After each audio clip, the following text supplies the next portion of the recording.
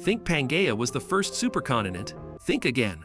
Long before dinosaurs, before forests, before breathable air, Earth's crust was already assembling and breaking apart vast landmasses.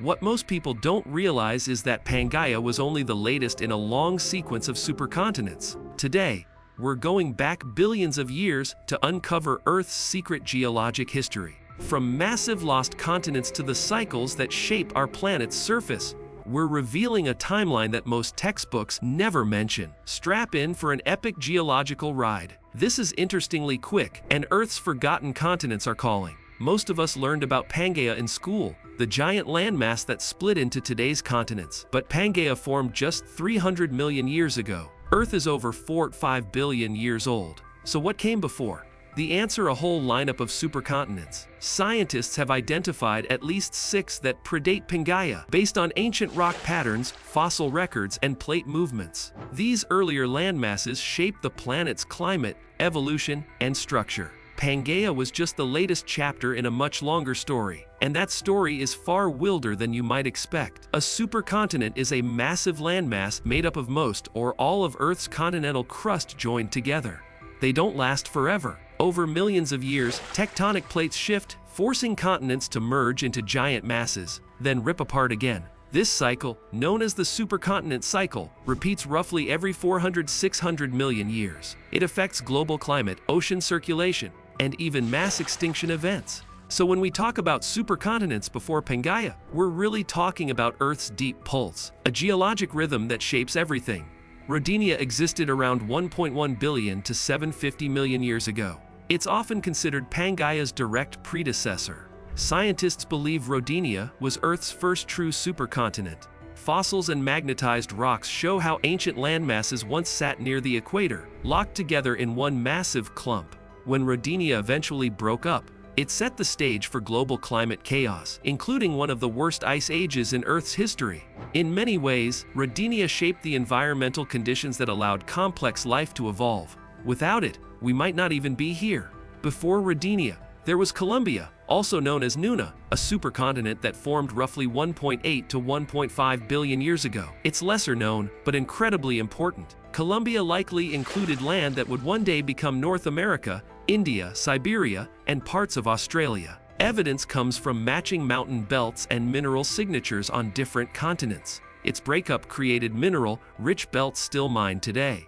Columbia was Earth's great stabilizer, a landmass that supported the planet's transition into a more oxygen-rich and life-supporting phase. Go even deeper back in time, 2.7 billion years ago, and you'll find Kenorland, one of the earliest known supercontinents. This was a world without oxygen, trees, or animals. But something huge was happening. Life was beginning to thrive. Stromatolites, layered microbial mats, spread along Kenorland's coastlines. These photosynthetic microbes pumped out oxygen and transformed Earth's atmosphere forever. The buildup of oxygen eventually caused a mass extinction for anaerobic life, but also enabled multicellular organisms to evolve.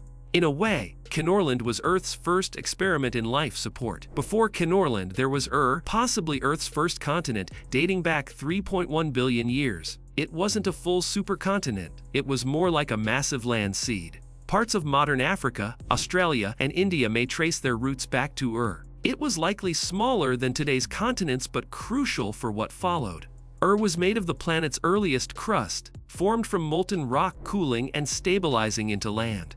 Without the formation of larger supercontinents might never have happened. Even earlier than some geologists propose a continent called Valbara, which may have formed as early as 3.6 billion years ago. The name combines Kapval, South Africa, and Pilbaras, Australia, regions with some of the oldest crust on Earth. Though evidence is sparse, the similarities in rock types and magnetic signatures are compelling. If Valbara did exist, it was likely the birthplace of Earth's first life. Imagine that: a single, ancient landmass where life may have taken its first breath. That's the power of supercontinent research. It rewrites the origin story of everything. You might wonder, how can we know what Earth looked like billions of years ago? The answer: geological clues. Rocks retain magnetic signatures based on their position near Earth's magnetic poles. Scientists analyze ancient rocks on different continents to reconstruct their former locations. Fossils, mountain belts, and mineral patterns add more evidence.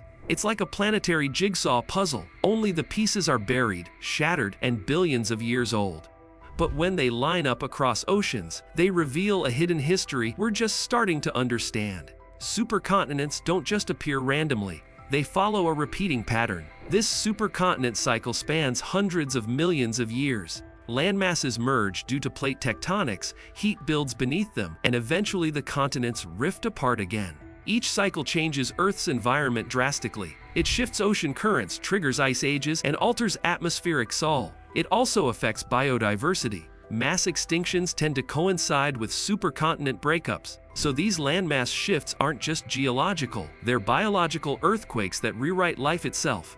Believe it or not, supercontinents have triggered some of Earth's biggest extinction events. When Pangaea formed, it dried up coastlines and disrupted ocean currents, leading to climate swings. Rodinea's breakup likely helped trigger the snowball Earth phase, where glaciers covered the globe.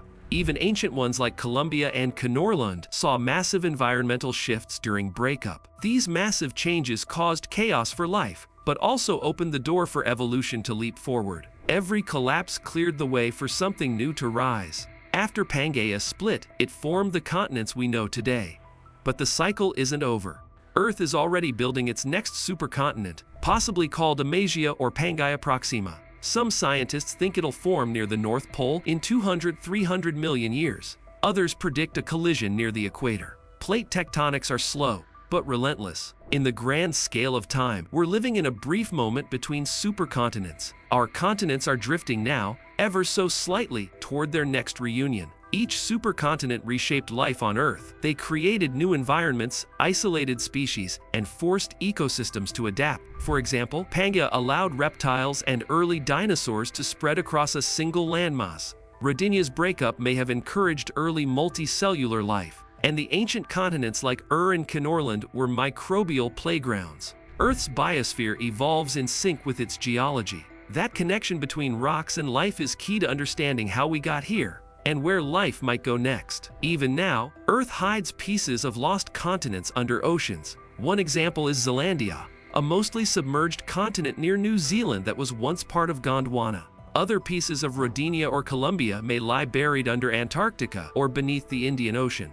With new technology like seismic imaging and satellite gravimetry, geologists are discovering more ghost continents, once thought lost. Earth is still hiding pieces of its past, and we're just beginning to uncover them. Understanding supercontinents isn't just academic, it tells us how Earth behaves. It helps predict earthquakes, volcanoes, and climate shifts. It explains why certain minerals appear where they do, and how continents will move in the future. Studying these ancient landmasses also guides the search for life on other planets. If tectonic cycles help spark life here, they might do the same on Mars, Europa, or beyond. In short, Earth's forgotten past is the key to its future, and ours. Geology is like detective work with billion-year-old clues, and we're still piecing them together. Each fossil, each rock sample, and each satellite scan adds a chapter to Earth's epic story.